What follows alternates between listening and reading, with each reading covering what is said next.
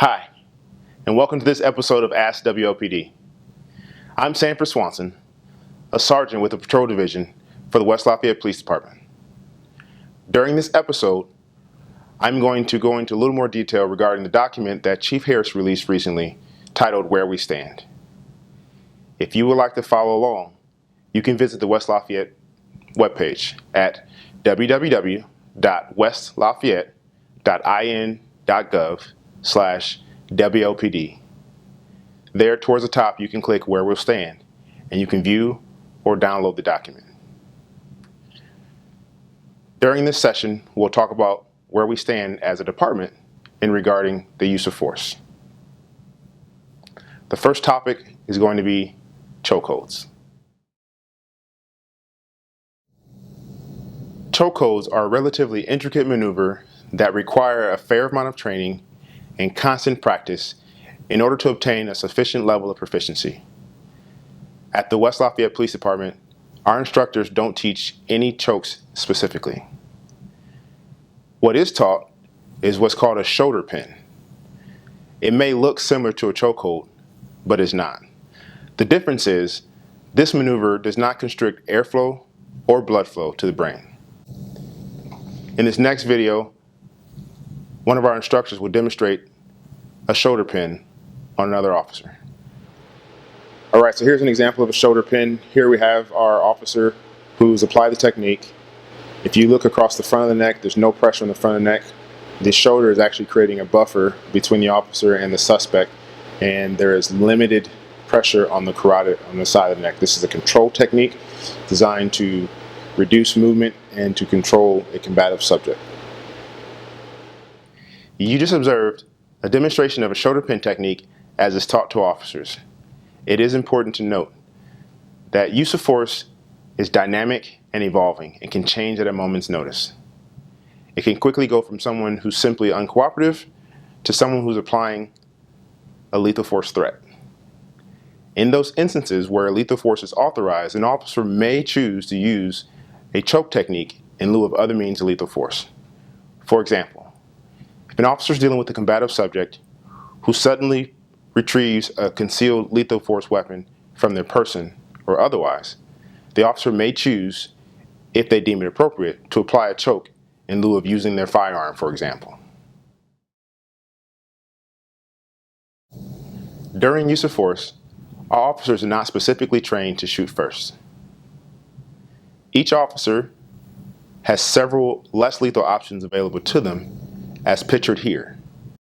We have OC spray, a taser, baton, and less lethal shotgun that shoots beanbag rounds. Our officers are trained to apply the objectively reasonable standard during matters of use of force. Police use of force is governed by Supreme Court case law Graham versus Connor, 1989. There, the Supreme Court ruled that an officer's actions must be objectively reasonable and only be judged by the information that was immediately available to the officer at the time of the incident. Hindsight cannot be 20/20. That is the same standard we apply to our officers when they're judged for their use of force here at the West Lafayette Police Department. We recognize there may be an instance where an officer is compelled to use lethal force. And while it may not always be the case, our officers are trained before deploying any lethal force to give a warning if it's both reasonable and feasible.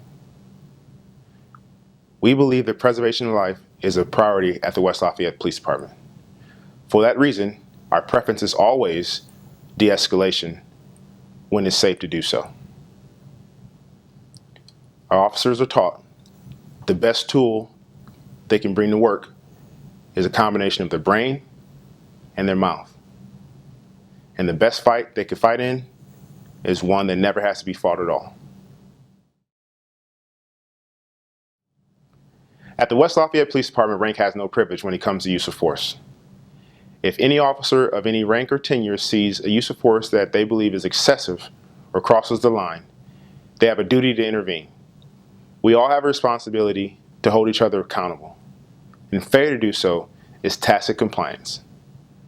While this policy has been in place for years, the language was recently updated to ensure that it was explicit that any officer who fails to intervene will be held to the same level of accountability as the officer who used force that was deemed to be excessive.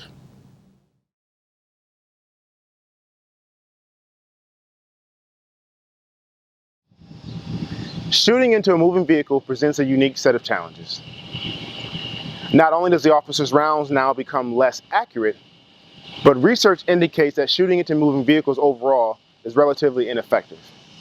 Our policy dictates that an officer cannot intentionally place themselves into the path of a moving vehicle in order to justify lethal force. It also gives preference that the officer who can remove themselves from the path of a moving vehicle does so, notwithstanding a lethal threat that is inside the vehicle, not including the vehicle, is presented to themselves or a civilian.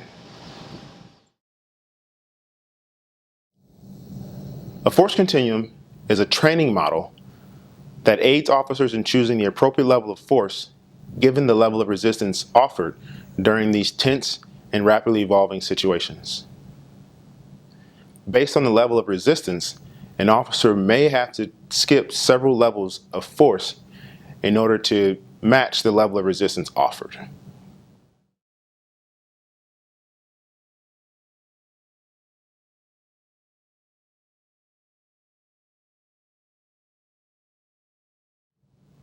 This force continuum is designed to be a guide and not a rule, as our officers are still principally trained in using the objectively reasonable standard as discussed earlier in this video. All use of force requires comprehensive reporting. Any officer who uses use of force is required to notify a supervisor as early as possible. All moderate to severe uses of force must then be documented in written form. The documentation takes place by way of a case report, a use of force reporting form, and any photographs that are relevant and prudent must be taken and saved to the servers. The West Lafayette Police Department shares its use of force data with the national database to help track trends in use of force in law enforcement. Thank you for being with us during this episode of AskWLPD. We encourage you to continue to send your questions at the email address provided. That email address is askwlpd@westlafayette.in.gov. Again, that's askwlpd@westlafayette.in.gov. We look forward to hearing your future questions and answer as many as we can.